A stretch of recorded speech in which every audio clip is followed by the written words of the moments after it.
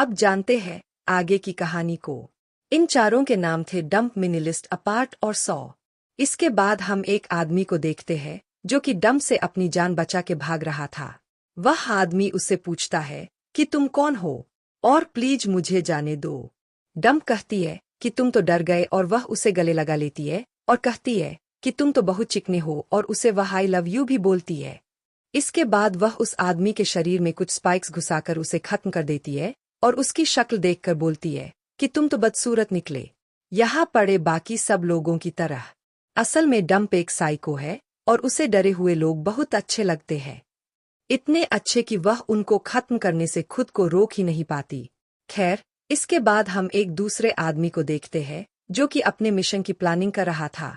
तभी अपार्ट यहाँ आ जाता है और अपने वायर से उस आदमी के टुकड़े टुकड़े कर देता है।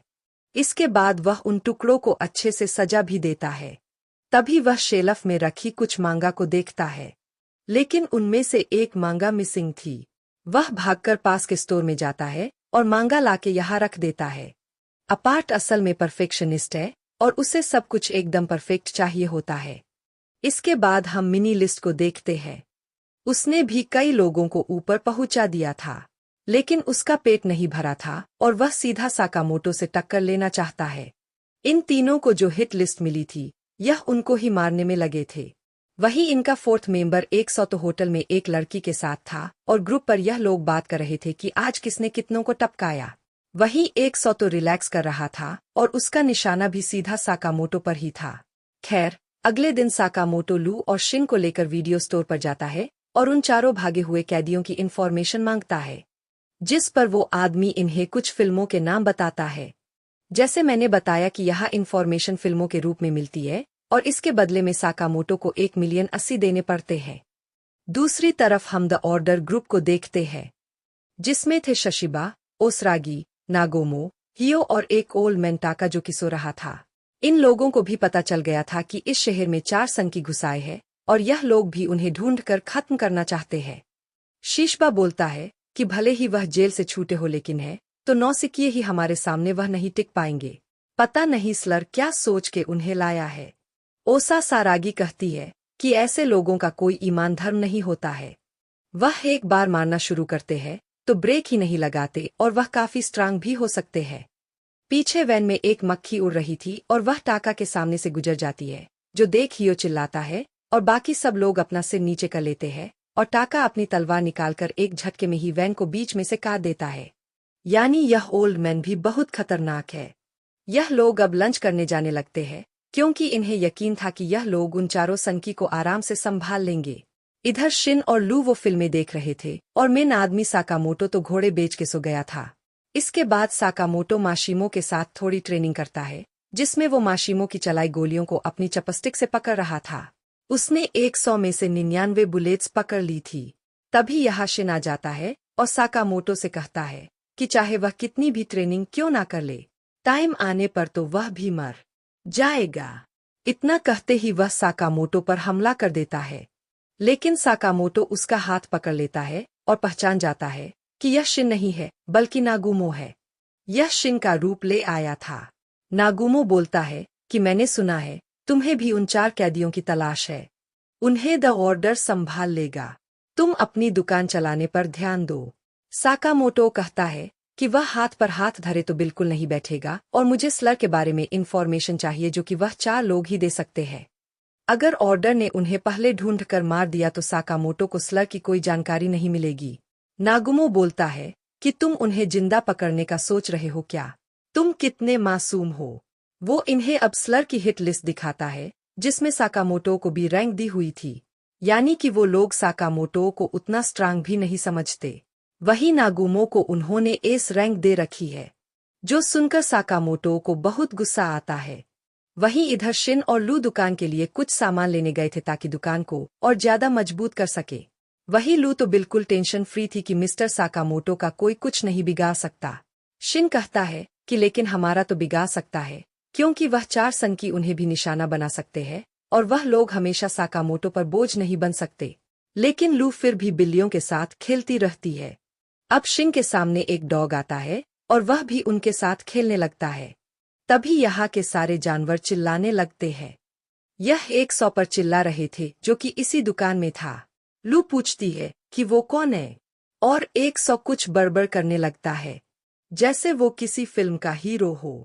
वह अपने बैग से हथियार निकालता है और इससे पहले कि शिन कुछ समझ पाए सो उस पे हमला करके उसे फेंक देता है।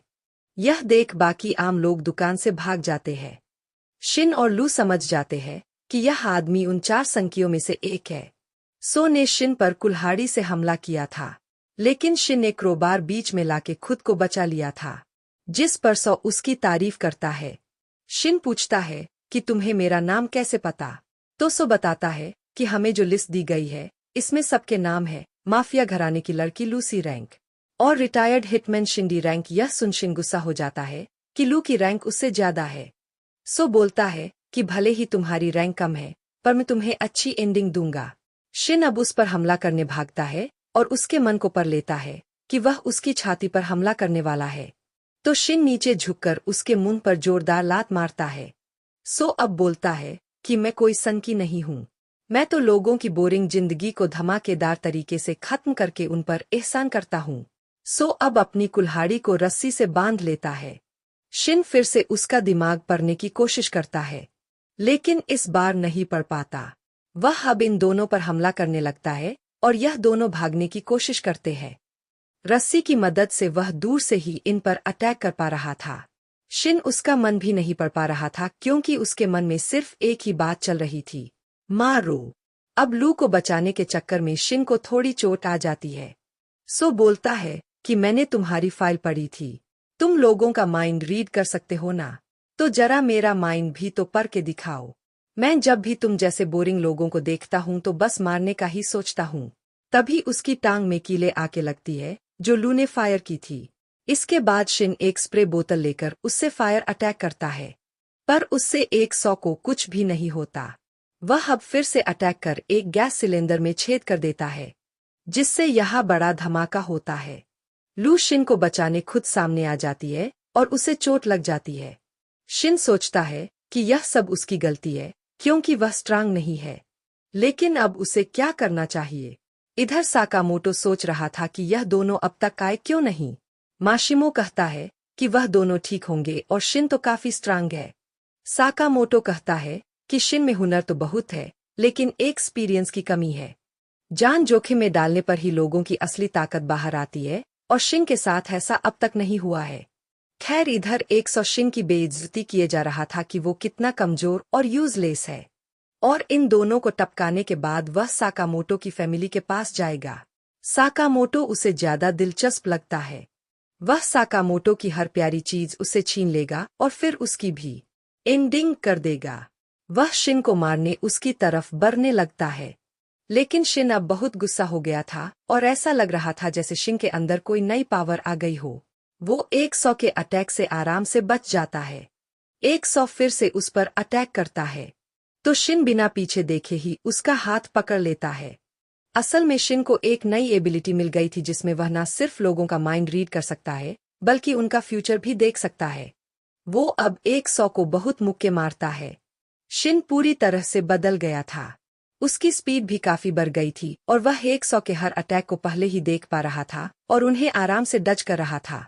शिन अब 100 की धुलाई करने लगता है और कहता है कि जिन लोगों से मैं प्यार करता हूं उन्हें कोई चोट नहीं पहुंचा सकता, ना तुम ना ही कोई। और यह एपिसोड यहीं पर एंड हो जाता है। तो दोस्तों आपको यह एपिसोड कैसा लगा कमेंट करके जरूर बताइए। वीडियो अच्छा लगा हो तो इसे लाइक और शेयर कीजिए, तो हमारे चैनल को सब्सक्राइब करके बेल आइकॉन जरूर दबाइए। मैं मिलता हूं आपसे बहुत ही जल्द अगले वीडियो